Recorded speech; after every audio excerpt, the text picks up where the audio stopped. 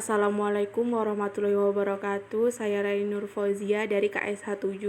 Di sini saya akan menjelaskan salah satu jenis tumbuhan langka yang ada di Indonesia, tepatnya di kawasan Gunung Bromo, Anaphalis javanica yang biasa disebut Edelweiss Jawa. Indonesia merupakan kawasan yang kaya akan berbagai jenis tumbuhan yang sangat tinggi nilainya. Secara keseluruhan, di kawasan ini terdapat kurang lebih 40.000 jenis tumbuhan. 25.000 sampai 30.000 diantaranya adalah tumbuhan berbunga, yang merupakan seserpuluh dari seluruh tumbuhan berbunga yang ada di dunia. Flora Indonesia sangat unik dan banyak jenis-jenis endemik. Edelweiss Jawa, Anaphalis javanica, merupakan tumbuhan yang dalam beradaptasi mampu mengoptimalkan pertumbuhan dan laju metabolisme meskipun dalam keadaan minim nutrisi. Bunga Edelweiss bisa mencapai umur lebih dari 100 tahun. Untuk itulah disebut bunga abadi. Jenis bunga Edelweiss Jawa ini merupakan tumbuhan perintis yang kuat dan mulai mendalami lereng yang cocok untuk tumbuhan pada kondisi panas terik di daerah terbuka, di kawah dan puncak. Tidak bisa bersaing untuk tumbuh di hutan yang gelap dan lembab. Klasifikasi dari Taman Bunga Edelweiss yang pertama Kingdom Plantae, Superdivisi Smartophyta, Divisi Magnoliophyta, Kelas Magnoliopsida, Subkelas Asteridae, Ordo Asterales, Famili Asteraceae, Genus Anaphalis, Spesies Anaphalis javanica. Morfologi Taman Bunga Edelweiss yang pertama morfologi akar tanaman Edelweiss. Akar yang dimiliki oleh Edelweiss merupakan jenis akar yang merambat di permukaan tanah.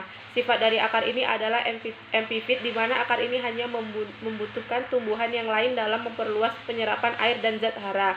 Yang kedua, morfologi batang tanaman Edelweiss. Hal yang cukup menarik dari tanaman bunga Edelweiss ini terdapat pada batangnya yang memiliki ketinggian sekitar 1 meter. Yang ketiga, morfologi daun tanaman Edelweiss. Pada bagian daun tanaman bunga Edelweiss, daunnya berwarna putih berbentuk mirip tombak. Tulang dari daun Edelweiss menyirip dengan tangkai yang memiliki panjang sekitar 5-20 cm.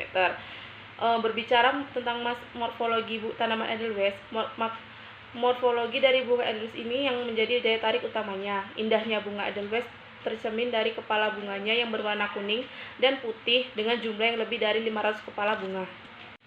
Edelweiss sebagai bunga abadi.